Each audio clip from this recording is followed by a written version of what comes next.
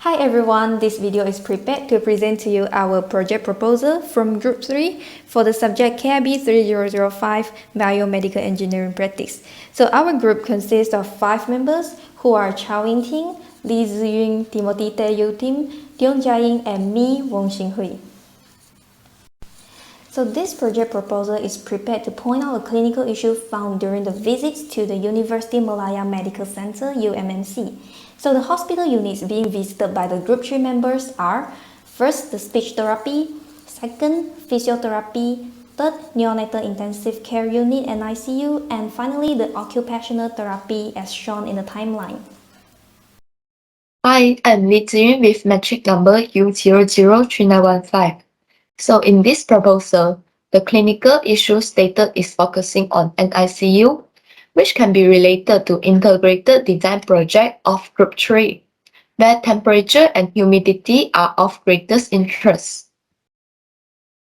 In general, the IDP project is about designing a sensor which can monitor the real-time temperature and humidity in an X-ray room to protect the X-ray detector, which is vulnerable under undesirable conditions. The sensor we have chosen is BHD22 as it has desired temperature and humidity range. According to our IDP, a monitor temperature and humidity environment is said to be essential for long-term performance stability of the X-ray system. The optimum temperature range is between 22 to 24 degrees Celsius, while the optimum range of humidity is between 40 to 70% for the X-ray to function optimally. Medical personnel should be alerted if it is out of range.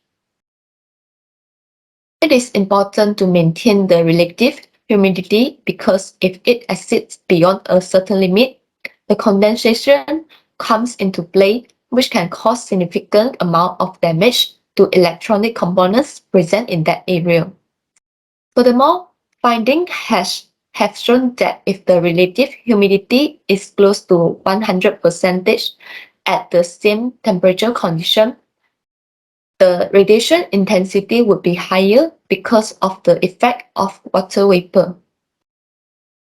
On the other hand, the quality of images produced by X-ray film are adversely affected by the high temperatures. Vividly, it is clear to show that how significant temperature and humidity could make an influence in the respective medical equipment. This can be implied in the clinical issue found in the NICU, where temperature and humidity indirectly influence the efficiency of the ventilator system. That's all from me. Thank you. Now talking about the clinical issue found during the visits, so a problem being identified in the NICU is actually the condensation problem in the air tubing of the ventilator breathing circuit. Condensation in the breathing circuit might bring side effects to newborns who are frail. For instance, the water droplet formed due to the condensation may increase the gas resistance in the flowing of the oxygen gas in the breathing circuit, and this will lead to possible choking in the infant due to the accidental lavage. Other adverse effects due to the condensation in the breathing circuit include hypoxemia, microbial contamination in the tube, and the disturbance in the resuscitation process. Therefore, this issue should be solved to ensure a more efficient ventilation process for the newborns. Hi, I'm Tiong Jia-Ying. Based on the clinical issue identified, 3 labs are being proposed. First, Experiment 1 is proposed with the purpose to study the effect of surrounding temperature on the condensation rate in air tubing. It is also designed to find out the threshold of the temperature difference where condensation starts to occur.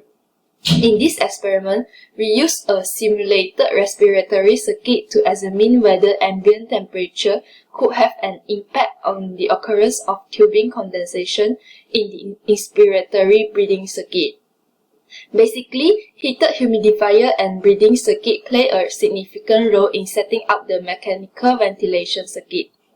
On the other hand, the humidity of the operating room is maintained between 50% and 60% when the experiment is conducted, and the experiment is done to investigate the rate of condensation when the room temperature is maintained at 20 degrees Celsius, 25 degrees Celsius, and 30 degrees Celsius respectively for 8 hours to determine the optimum room temperature that minimizes condensation. The weight of the breathing circuit is measured by using an infant scale to obtain the amount of condensation. From the results, we can say that 25 degrees Celsius room temperature is the optimum temperature for ventilation, as condensation might not occur when the temperature is constant. Even there are no condensation occurs when room temperature is 30 degrees Celsius, the temperature is considered too high for patient. The higher chances of condensation will occur when the room temperature is lower. So that's all from me, and I will pass to the next person for the second experiment. Thank you. Next, experiment 2 is proposed to study the effect of condensation influence on the oxygen transmission from the ventilator to the patient. Water condensation is one of the main problems found while ventilating patients. This condensation has produced an oscillating obstructive flow trace and an almost complete occlusion. In this experiment, the flow rate efficiency of oxygen under the influence of condensation will be observed, studied, and further analyzed. The hypothesis is that the water condensation will influence and decrease the transmission flow rate efficiency. To carry out this experiment, there are two vent circuits options available, which is the single limb and dual limb vent circuit. In this experiment, single limb vent circuit will be constructed as it only measures and provides inspiratory parametrics, where the connection is made up by a ventilator, corrugated PVC inspiration tubing, condensed water collector, and a flow meter before passing to a lung simulator.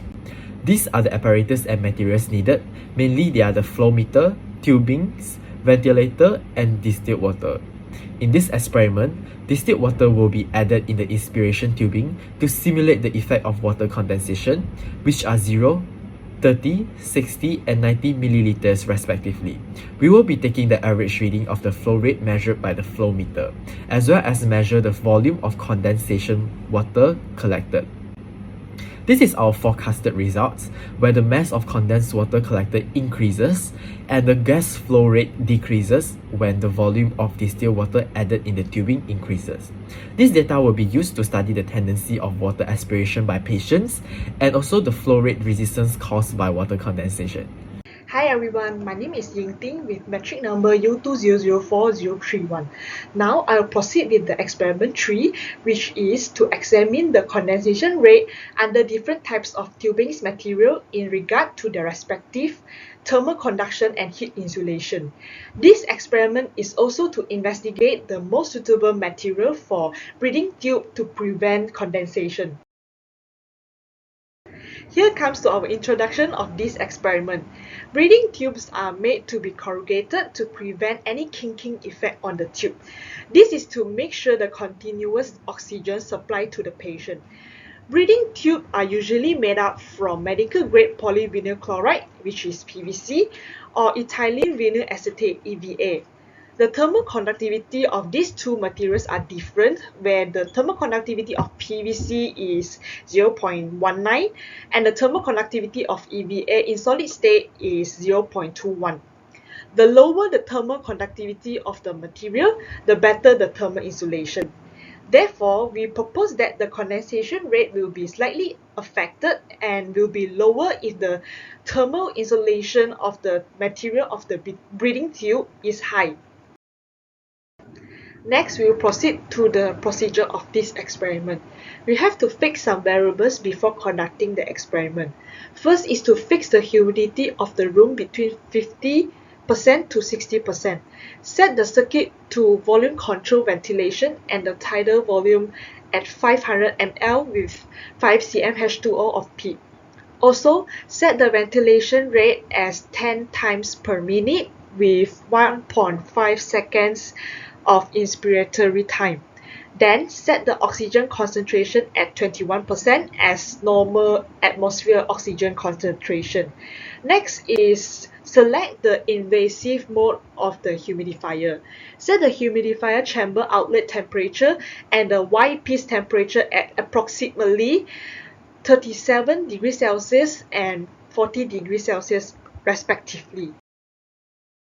So after fixing the control variables, set up the mechanical ventilation circuit by using the corrugated PVC tube, then ventilate the simulated circuit for 8 hours at 20 degrees Celsius room temperature. Measure the amount of condensation by weighing the breathing circuit tube for every 2 hours by using a digital scale. Then repeat the experiment by switching the corrugated PVC breathing tube to corrugated EVA breathing tube. Finally, the results are recorded and analyzed. Okay, so this will be the expected outcome for this experiment. This graph over here is showing the condensation rate between PVC and EVA breathing tube. We can see that the condensation in PVC breathing tube after 8 hours is only 10 gram, while the condensation in the EVA breathing tube after 8 hours is 12 gram. So we can conclude that the condensation rate in EVA tube is slightly higher than the PVC tube.